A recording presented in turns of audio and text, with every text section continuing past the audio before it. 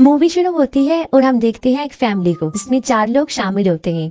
आदमी कीटा, उसकी बीवी जुनसू, बेटी किजन और बेटा कीवो। वो लोग एक छोटी सी बेसमेंट में रह रहे होते। इन लोगों को सरवाइव करने के लिए बहुत मेहनत करनी पड़ती थी कि इनकी फाइनेंशियली हालत बहुत खराब थी और अपना घर चलाने के लिए पिज्जा के बॉक्स बनाने का काम करती थी, मगर घर का खर्चा चलाने के लिए ये काम उनके लिए काफी नहीं था। फिर एक दिन कीवो का दोस्त, जो उसके साथ यूनिवर्सिटी में पढ़ता था, उनके घर पर आता है। वो कीवो को एक पत्थर देता है और कहता है कि मेरे दादा ने तुम्हारे लिए भेजा। आमतौर पर उस पत्थर को बहुत खास समझा जाता था और उसके बारे में ये ख्याल था कि जिसके पास भी वो पत्थर होता है उसे खुशियाँ मिलती है और उसके हालात अच्छे हो जाते हैं। कि वो अपने दोस्त को अपनी फाइनेंशियली हालत के बारे में बताता है, जो कि ठीक नहीं है। उसका दोस्त उसे कहता है कि मैं स्टडी के लिए आउट ऑफ कंट्री जा रहा हूँ। इस लड़की को मैं ट्यूशन पढ़ाता था, तुम उसे इंग्लिश पढ़ा दे। जिस पर कीवो कहता है कि मैं तो कॉलेज जाता नहीं और वो लोग मुझे काम नहीं देंगे। उसका दोस्त कहता है तुम्हारे लिए मैं सिफारिश कर दूंगा, बस अपनी बहन से एक फेक डिग्री बनवा लो। कीवो की बहन आर्टिस्टिक होती है और वो उसके लिए डिग्री बना देती है। कीवो उस जगह पर चला जाता है जहाँ उसने ट्यूशन देनी होती है। वो घर काफी बड़ा और काफी खूबसूरत होता है और वो फैमिली काफी रिच होती है और फैमिली का नाम पार्क फैमिली होता है। इस फैमिली में भी 4 लोग होते हैं, हस्बैंड वाइफ और उनके 2 बच्चे, एक बेटा और एक बेटी। बेटी वो जिसका नाम दहाई होता है, जिसे ट्यूशन पढ़ाना होता है। वहाँ पर एक मेड भी होती है जो काफी अच्छे से वहाँ पर काम कर रही होती है। कि वो एक डेमो क्लास देता है जिसमें दहाई की मदर भी उसके साथ बैठ जाती है। वो कीवो से सेटिस्फाई हो जाते हैं और उसे काम दे देते हैं। फिर कीवो को पता चलता है कि उस लड़की के छोटे भाई दसोंग को पेंटिंग का बहुत शौक है। इस मकसद के लिए उन्होंने बहुत सी टीचर्स को हायर किया था, लेकिन कोई भी परमानेंट नहीं रुकी। कीवो सोचता है कि मेरी बहन आर्टिस्टिक है तो मैं उसे इसका पेंटिंग टीचर बना देता हूँ। फिर वो दसोंग की मदर से बात करता है कि मेरी एक कजन है जो आर्टिस्टिक है, मैं मशवरा देता हूँ कि आप उसको हायर कर लें। दासोंग की मदद ये सुनकर राजी हो जाती है और अगले दिन की वो अपनी बहन को जेसिका नाम की लड़की बनाकर इंट्रोड्यूस करवाता है। असली नाम इसलिए नहीं बताता ताकि किसी को शक ना हो कि वो दोनों बहन भाई। और किजन जेसिका बनके उस बच्चे की आर्ट टीचर बन जाती है और कहती है कि मैं आर्ट थेरेपिस्ट भी हूँ और अपनी बातों से उन लोगों को इम्प्रेस कर लेती है। अब ये दोनों बहन भाई उन दोनों बहन भाई के टीचर्स बन के काम करने लगते हैं। और जब जेसिका की पहली क्लास होती है तो उस घर के मालिक यानी सॉन्ग के फादर भी वहाँ पर पहुँच जाते हैं और अपने ड्राइवर को कहता है कि वो जेसिका को घर छोड़ाए और वो ऐसा ही करता है। ड्राइवर जेसिका को घर छोड़ने का कहता है क्योंकि काफी देर हो चुकी होती है। जेसिका ड्राइवर को कहती है कि आप मुझे मेट्रो स्टेशन पर ही ड्रॉप कर दीजिएगा और ड्राइवर उसे वहीं ड्रॉप कर देता। और जेसिका जब गाड़ी में बैठी होती है तो वो जानबूझकर अपनी पैंटीज गाड़ी में छोड़ देती है। वो ऐसा इसलिए करती है ताकि उनके ऑनर को शक हो जाए कि उनका ड्राइवर सही नहीं। और जब उनके ऑनर को वो पैंटीज मिलती है, उन्हें शक हो जाता है कि हमारे ड्राइवर और हमारे बेटे की आर्ट टीचर के दरमियान कुछ चल रहा है और ये वो अपनी बीवी से डिस्कस करता है। फिर उसकी बीवी जेसिका से उस रात की बात पूछती है जब ड्राइवर ने उसे ड्रॉप किया है। इस पर वो कहती है कि मैं घर की बजाय मेट्रो स्टेशन पर उतर गई थी, जिस पर घर की ऑनर सेटिस्फाइड हो जाती है और वो जेसिका को जाने का कहती है। और इसके बाद वो अपनी ड्राइवर को नौकरी से निकाल देते हैं। जेसिका ने ये सब इसलिए किया होता है क्योंकि वो ड्राइवर की जगह पर अपने फादर को लाना चाहती है। फिर वो लोगों को सजेस्ट करती है कि मेरे फादर के भाई के ड्राइवर हैं जो काफी अच्छे ड्राइवर हैं, आप उन्हें रख लें। और फिर वो अपने फादर को फादर के भाई का ड्राइवर कहकर इंट्रोड्यूस करवाती है। इसके फादर को भी नौकरी मिल जाती है और वो तीनों बाप बेटी बेटा वहाँ पर नौकरी करना शुरू कर देते हैं। वो लोग बहुत अनजान बन के काम कर रहे होते हैं ताकि उनके ऑनर्स को शक ना हो कि वो दोनों बहन भाई और वो उनके फादर। फिर हम देखते हैं कि कीवो जब दहाई को ट्यूशन पढ़ा रहा होता है तो वो एक दूसरे को पसंद करने लगते हैं। अब कीवो और किजन अपनी मदर को भी इस घर में काम दिलवाना चाहते हैं और इस मकसद के लिए उन्हें उस मेड को वहाँ से निकलवाना था, जो कि इतना आसान नहीं था। वो एक प्लान सोचते हैं। बीच के ऊपर जो पाउडर होता है उससे किसी भी इंसान को एनर्जी हो सकती है और वो ऐसा ही करते हैं। जब वो मेड डॉग से खेल रही होती है तो वो पाउडर उस पर गिरा देते हैं, जिससे उसको शदीद एनर्जी हो जाती है और वो हॉस्पिटल चली जाती है। और जब वो हॉस्पिटल होती है तो कीवो के फादर भी वहाँ पर पहुँच जाते हैं। वो एक सेल्फी बनाते हैं जिसमें वो उसे भी कैप्चर कर लेते हैं। फिर वो घर की मालकिन को शॉपिंग पर लेकर जाता है और वहाँ उसे बताता है कि मैंने घर की मेड को हॉस्पिटल में देखा था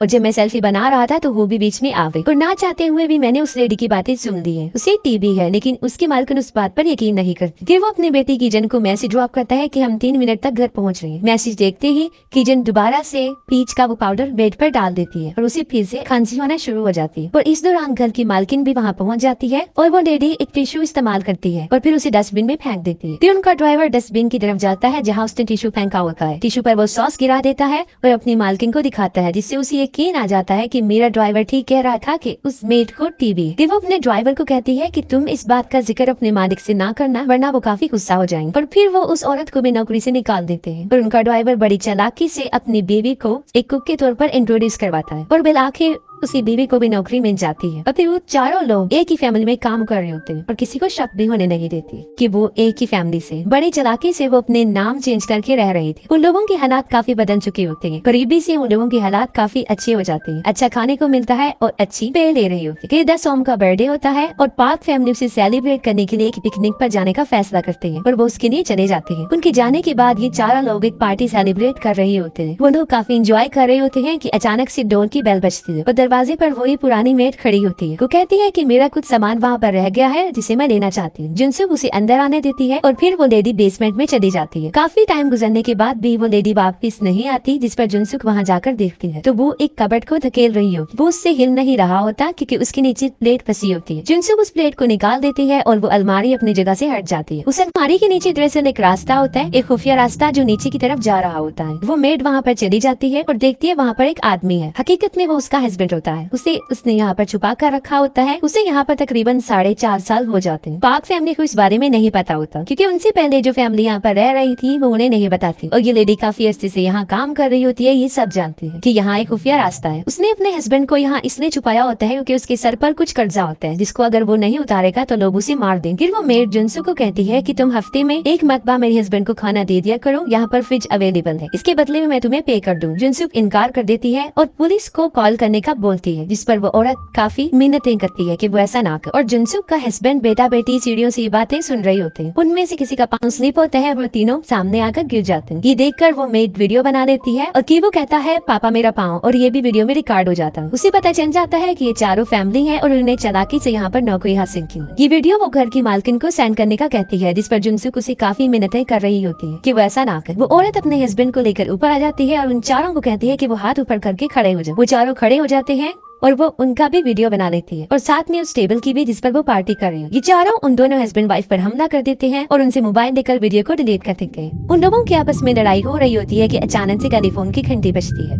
जुनसुक फोन उठाती है और ये घर की मालकिन का फोन होता है। वो कहती है कि तेज बारिश की वजह से ट्रिप कैंसिल हो गई है और हम 8 मिनट तक वापस आ रहे हैं, और वो उसे खाना बनाने का बोलती है और 8 मिनट तक उन्हें घर का सारा सामान भी सेट करना था। काल के दौरान वो तीनों उन दोनों हस्बैंड वाइफ का मुंह बंद करके खड़े होते। फिर वो लोग उन हस्बैंड वाइफ को बांध कर दोबारा बेसमेंट में छोड़ आते हैं और उसके बाद सफाई करना शुरू कर देते हैं। और ठीक 8 मिनट के बाद वो फैमिली घर पर आ जाती है और वो लोग घर की सफाई भी कर चुके होते हैं। पर पाक फैमिली को जरा भी शक नहीं होता कि उनके आने से पहले यहाँ पर क्या कुछ हो चुका है, पर वो लोग भी फिर छुप जाते हैं। वो लोग खाना खाते हैं और घर की मालकिन जुनसुक को बताती है कि एक बर्थडे की रात को मेरा बेटा केक खाने के लिए उठा था, तब उसने एक भूत को देखा था, लेकिन वो भूत नहीं होता, वो उस मेड का हस्बैंड होता है। और ये लोग समझते हैं कि शायद वो कोई भूत।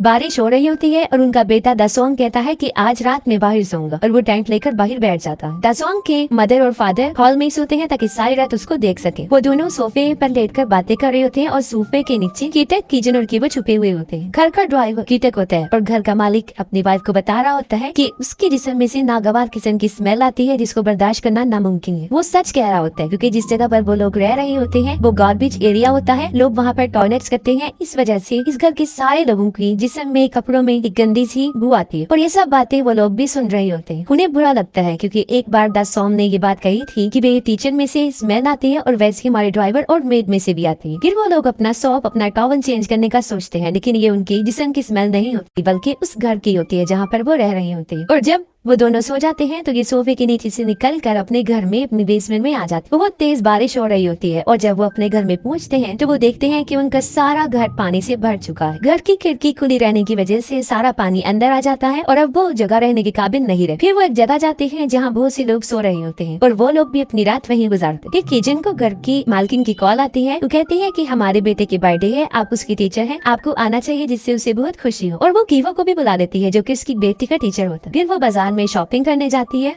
और जब वो गाड़ी में बैठी होती है तो उसके ड्राइवर में से एक अजीब किस्म की स्मेल आ रही होती है और वो अपने नाक पर हाथ रख लेती है, जिस पर उसके ड्राइवर को काफी बुरा लगता है क्योंकि वो नहीं चाहता कि लोग उनके साथ ऐसा रिएक्ट करें। उसकी मालकिन भी ऐसा करना नहीं चाहती लेकिन उसे ऐसा करना पड़ता है। ये पार्टी चल रही होती है और कीवो और उसकी स्टूडेंट दहाई ऊपर होते हैं और कीवो उससे पूछता है तुम्हें लगता है कि हम इनमें से एक हैं? वो अपने जवाब को यस कहते हुए सर हिला देती है, लेकिन वो इनमें से एक नहीं होते और वो सोचता है कि बेसमेंट में जो लोग हैं अगर वो ऊपर आ गए तो इनका राज फाश हो जाएगा। जाएगा और फिर उन्हें नौकरी से भी हाथ धोना पड़ेगा। फिर वो कुछ सोचते हुए वही पत्थर जो उसके दोस्त ने दिया था उसे निकालता है। वो उस पत्थर को लेता है और बेसमेंट में चला जाता है जहाँ वो मेड और उसका हस्बैंड होते हैं। घर की मेड की एक रात पहले ही मौत हो चुकी होती है, क्योंकि जब वो लोग इन्हें नीचे लेकर जा रही होते हैं तो वो भागकर ऊपर आने की कोशिश करती है, जिस पर जुनसुक उसे टांग मारती है। वो गिर जाती है और मर जाती है। उन चारों को भी इस बारे में पता नहीं होता कि वो नीचे पहुंच जाता है और उसके हाथ में वही पत्थर होता है। किसी तरह पत्थर उसके हाथ से गिर जाता है, लेकिन वो बड़ी चालाकी से चुपके से जाकर उस पत्थर को उठा लेता है। वो उन दोनों को मारने आया था ताकि उनका राज कभी भी उनके सामने ना खुले, क्योंकि वो अपनी फैमिली को बचाने के लिए कुछ भी कर सकता है। पर वो आहिस्ता आहिस्ता करके आगे बढ़ता है। उस मेड का हस्बैंड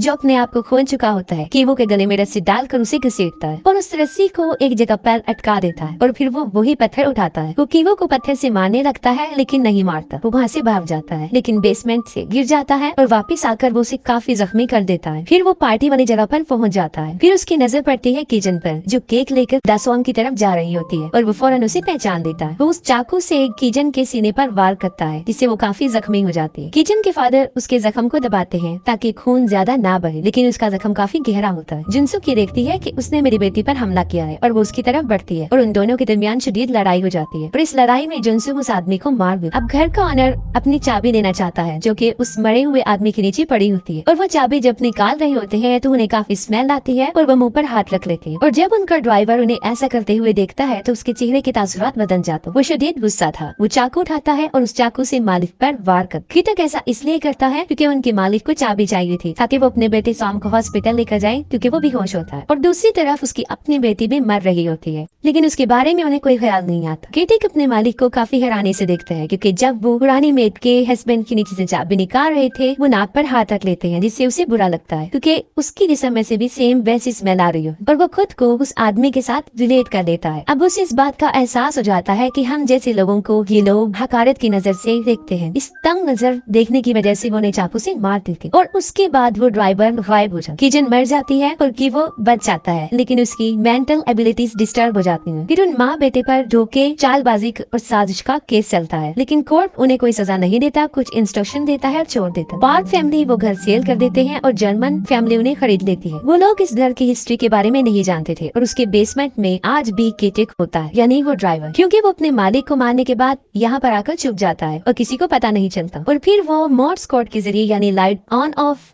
करके वो अपने बेटे को ये मैसेज देना चाहता है कि वो आज भी जिंदा है, वो यहाँ पर छुपा हुआ है। मोर्स कोड बेसिकली एक सिग्नल समझा जाता है जो दो लोगों को आपस में कम्युनिकेट करता है, जो किसी को मैसेज भेजने की फैसिलिटी रखता है। उस बल्ब के थ्रू वो सिग्नल ऐसे भेजता है, वो उसे डिफरेंट टाइम में ऑन ऑफ करता है और अपने बेटे को सिग्नल सेंड करता है। उसका बेटा कीवो, जो कि दूरबीन से सिग्नल को देखता है, उसके पास एक कोड आता है जिसको वो डिकोड करके मालूम कर लेता है कि उसके फादर आज भी जिंदा है और उसी बेसमेंट में है। और उसे इस बात का पछतावा होता है कि उन्होंने पाक फैमिली के ऑनर को मार दिया और वो उनकी तस्वीर के सामने जाकर अपोलोजाइज करता। फिर कीवो कहता है कि एक दिन मैं बहुत पैसे कमाऊंगा और हम वही घर खरीद लेंगे, बेसमेंट में तुम ऊपर आना और हम वहीं पर तुम्हारा इंतजार करेंगे। ऐसा हो जाता है कि वो घर खरीद लेता है और कीटिक उस बेसमेंट से बिला खौफ बाहर आ जाता है, अपनी फैमिली से मिलता है, लेकिन ये सब कुछ उसकी एक सोच होती है। हकीकत में ऐसा कुछ भी नहीं हो रही और यहीं पर मूवी एंड हो जाती।